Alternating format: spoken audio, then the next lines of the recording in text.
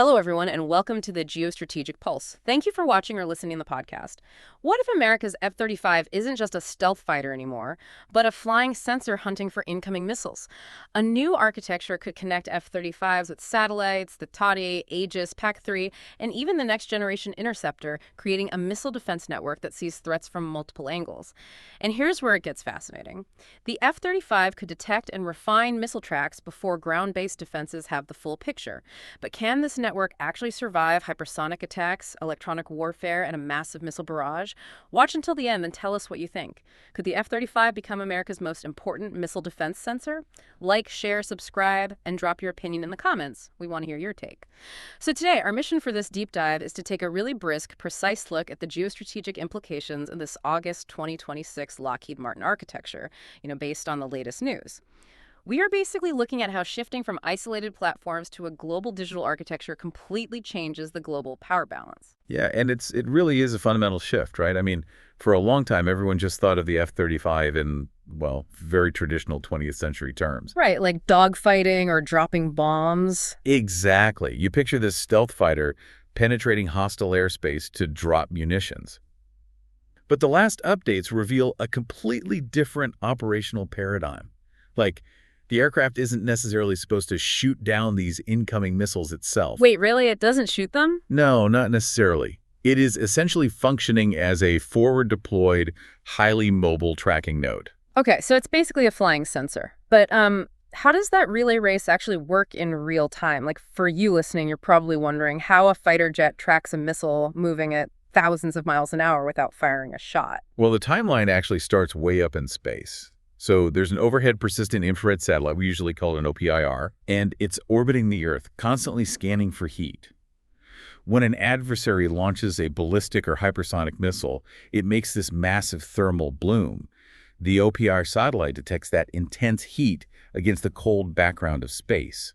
Right, so that's the early warning. But space-based tracking has to have limitations, doesn't it? Oh, absolutely. I mean, from that high up, you see the launch, but figuring out where a highly maneuverable hypersonic threat is going, or even if it's a real warhead versus a decoy, that must be incredibly tough. Yeah, that is the critical gap right there.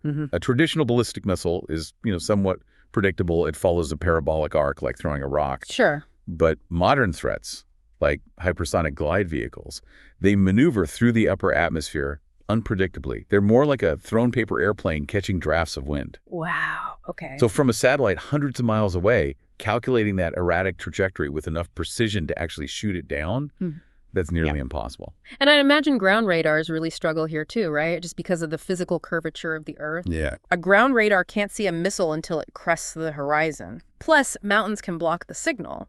So you have all this uncertainty. Which brings us to the F-35. Because the jet is operating much closer to the threat, usually right on the front lines, it observes the incoming missile from a totally different geometric angle. It gets that initial warning cue from the satellite and then uses its own onboard sensors to refine the track. And this is where the mechanics are just fascinating to me.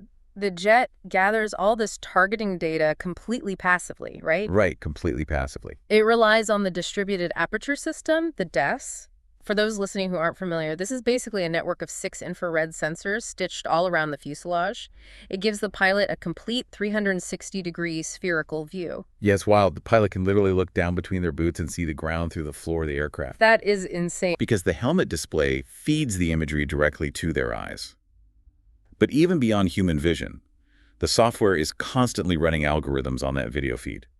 It autonomously searches for the specific thermal signature of a fast-moving missile. So the pilot doesn't even have to do anything? Nope. The pilot doesn't manually point a camera at all. The jet's computer just handles the initial detection. Wow. The latest info confirms the sheer scale of this. This system can passively track ballistic missiles from over 800 nautical miles away, which is roughly 1,300 kilometers. Yeah, a massive distance. And once the DAS picks up that distant thermal dot, it hands the data over to the electro-optical targeting system, or EOTS, under the nose. That provides super high-resolution imagery and laser measurement to pinpoint the threat. And the brilliance here is that they don't emit any active radar energy. Because if they did, they'd be a target, right? Exactly. If an F-35 turns on its traditional active radar, it blasts electromagnetic energy into the environment. Enemy systems would instantly detect it, basically highlighting the stealth fighter on their screens. Right, ruining the stealth. Yeah, so by staying passive, using only infrared and optical sensors, the F-35 survives in heavily contested airspace while gathering weapons-grade data. That is incredible. So it generates this high confidence file, which enables this concept. I want to talk about launch on remote or engage on remote. Yes, that is a monumental leak. I really want to break this down because traditionally a ground-based interceptor battery, like a HAD or Patriot system, they have to wait until their own local ground radar sees the target. Right.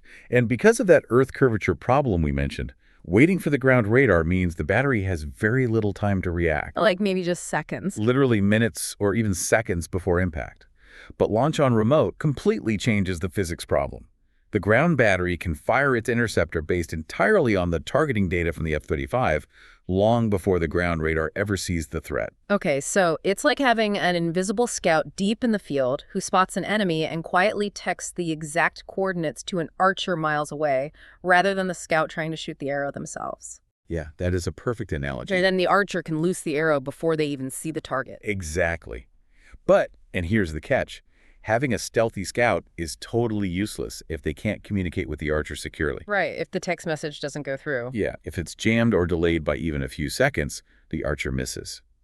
That stringent requirement for flawless data sharing is what turns this tactical upgrade into a massive geostrategic shift. So let's talk about that digital connection, because how that data travels is huge. The F-35 uses MADL, right? The Multifunction Advanced Data Link. Right. MADL is a highly directional wideband communication link. Older data links were omnidirectional, like shouting in a crowded room. So anyone could hear it or jam it? Exactly. But MADL is more like a laser-focused whisper. It beams a tight signal from one aircraft to another or to a secure ground gateway. Because it's so narrow, it has a very low probability of being intercepted. And that narrow beam carries this dense track data straight into the central nervous system of this whole operation, the C2BMC. Yes, the command and control, battle management, and communication system. Right, and the latest updates show this thing is staggering. It spans 30 locations across 18 different time zones. Yeah, think of C2BMC as a massive automated clearinghouse.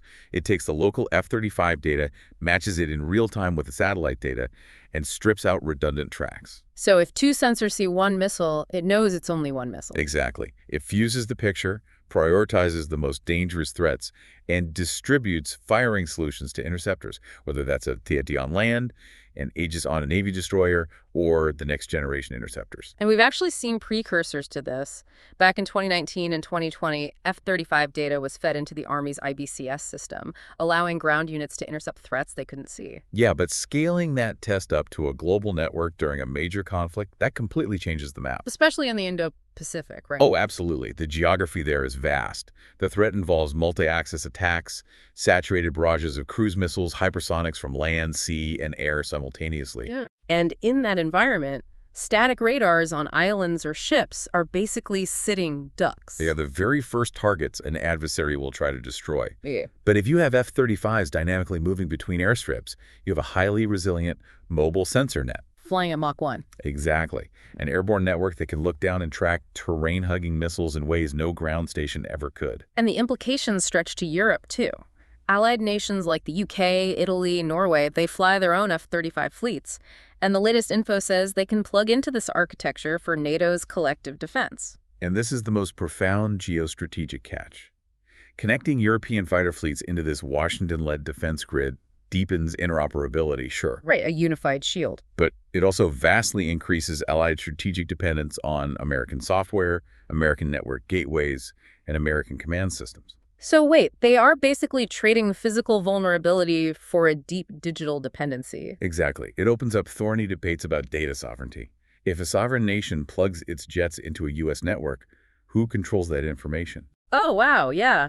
What if Washington updates the software and an allied nation suddenly has compatibility issues? Right. The interoperability is a huge advantage, but European operators become incredibly reliant on American digital infrastructure. Which brings up a huge point of friction. I mean, the more interconnected a network becomes, the more points of failure an adversary can exploit. Definitely. We're moving to architecture-centric warfare, where the network itself is the prime target. So let's look at the Achilles heel here. We mentioned the F-35 uses passive infrared, but it also carries a really powerful active radar, the AESA radar, like the APG-81 or the newer APG-85. Right, and that radar gives incredibly accurate all-weather tracking. But the moment a pilot uses it, they light up like a beacon on enemy screens. Plus, the latest updates indicate integrating the new APG-85 is facing physical bottlenecks, right? Power and cooling issues. Yeah, processing the data to track multiple hypersonics requires immense computing power, which generates extreme heat. The jet gets so hot that cooling the internal components is a real logistical challenge. So the cutting-edge digital capability is constrained by the actual thermodynamic limits of the jet. Exactly. And that brings me to cyber resilience. Because interceptors like CALAD or PAC-3 are phenomenally expensive and produced in small numbers, the magazines can be emptied really quickly. Right, you only have so many arrows. So an adversary doesn't need to physically destroy the FAD battery.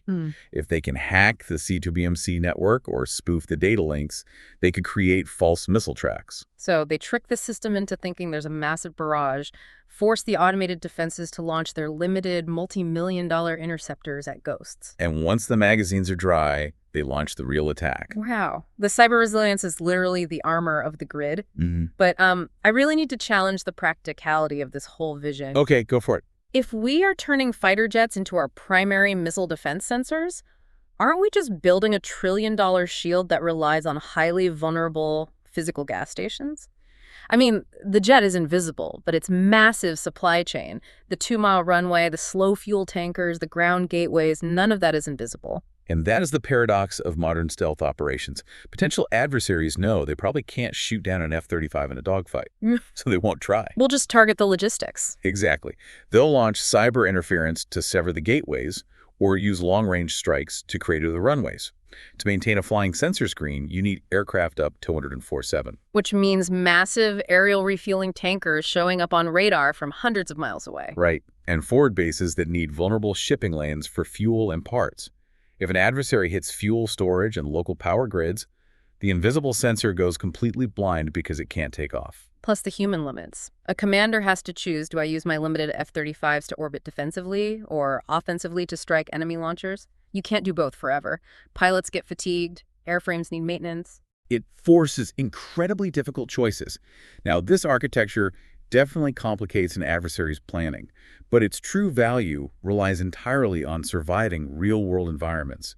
Electronic warfare, cyber attacks, saturation barrages. Right. A digital model is very different from real-world chaos. So to bring all these complex threads together based on the last info, we're seeing a major strategic signal here. Global defense is shifting from isolated ground-based batteries to a dispersed multi-domain network. Yeah, it completely redefines what a modern Air Force is. It blurs the line between a fighter squadron and an airborne intelligence agency. It really does. And for you listening, it's a profound reminder that global security is moving away from physical weapons. The real shield protecting us is becoming this massive, invisible data network constantly calculating trajectories right over our heads. It's a remarkable engineering feat. But, well, it leaves us with a pretty critical vulnerability to ponder. If our ultimate defense against catastrophic threats relies entirely on a fully integrated global digital kill chain. What happens the day a sophisticated adversary figures out how to just turn off the Wi-Fi? Does a trillion-dollar network suddenly become completely blind? Man, that is a chilling thought to leave on. Trading physical threats for digital ones. Well, thank you everyone for listening or watching. We really appreciate you diving into this with us. Be sure to check out our other deep dives and podcasts for more explorations into the forces shaping our world. Until next time.